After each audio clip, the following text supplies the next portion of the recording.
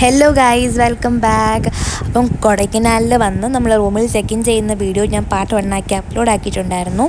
പിന്നെ നമ്മൾ അവിടെ നിന്ന് റൂമിൽ കയറി ഫ്രഷ് ആയിട്ട് ഫസ്റ്റ് പോയത് ബ്രേക്ക്ഫാസ്റ്റ് കഴിക്കാനാണ്. അപ്പോൾ ബ്രേക്ക്ഫാസ്റ്റ് കഴിക്കുന്ന വീഡിയോ വാട്ടർ ഈറ്റിൻ്റെ ആയിട്ട് ഞാൻ അപ്ലോഡ് ആക്കിയിട്ടുണ്ട്.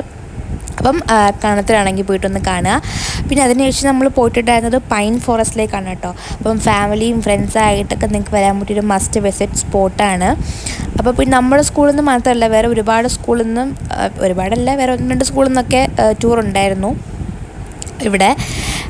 പിന്നെന്താ, നമ്മൾ പൈൻ ഫോറസ്റ്റ് ഒക്കെ കണ്ട് അവിടെ നിന്ന് ഗ്രൂപ്പ് ക്ലാസ് ഫോട്ടോയും പിന്നെ നമ്മളെ ഫ്രണ്ട്സ് എല്ലാവരും കൂടെ ഫോട്ടോസൊക്കെ എടുത്തതിന് നമ്മൾ പിന്നെ പോയത് ഗുണ കേവിലോട്ടാണ്. മഞ്ഞുമൽ ബോയ്സ് കണ്ട മുതലേ എൻ്റെ ആഗ്രഹമായിരുന്നു ഗുണ കേവ് ഒന്ന് വിസിറ്റ് ചെയ്യണമെന്ന്. അപ്പോൾ ഇപ്പോഴാണ് ചാൻസ് കിട്ടുന്നത്. ഇപ്പോൾ ഭയങ്കര എക്സൈറ്റഡ് ആയിരുന്നു കേട്ടോ. ഞാൻ ഏറ്റവും കൂടുതൽ വെയിറ്റ് ചെയ്തത് ഈ സ്പോട്ടിൽ എത്താൻ വേണ്ടിയിട്ടാണ്. അപ്പോൾ നിങ്ങൾക്ക് അറിയാലോ, നമ്മുടെ ഗുണ കേവിൻ്റെ ഒറിജിനൽ നെയിം എന്ന് പറയുന്നത് ഡെവിൾസ് കിച്ചൺ എന്നാണ്. അപ്പോൾ ഗുണ മൂവി ഷൂട്ട് ചെയ്തതിന് ശേഷമാണ് ഗുണ കേവ് എന്ന പേര് വരുന്നത്.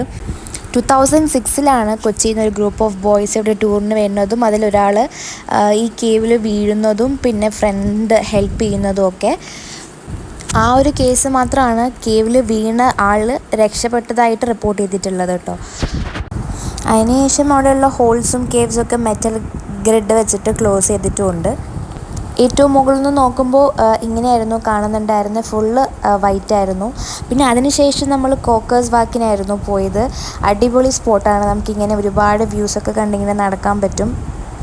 പിന്നെ അവിടെ നിന്ന് ഓപ്പോസിറ്റ് തന്നെ കുറേ സ്ട്രീറ്റ് ഷോപ്സ് ഉണ്ട്. പിന്നെ അവിടെ നിന്ന് കുറച്ച് ഷോപ്പിങ്ങും കാര്യങ്ങളൊക്കെ നടത്തിയിട്ടുണ്ടായിരുന്നു. കൊടൈക്കനാൽ ലേക്ക് എത്തി. കുറച്ച് നടക്കേണ്ടി വന്നു, കാരണം എന്ന് വെച്ചാൽ വഴിയൊന്ന് കൺഫ്യൂഷനായി.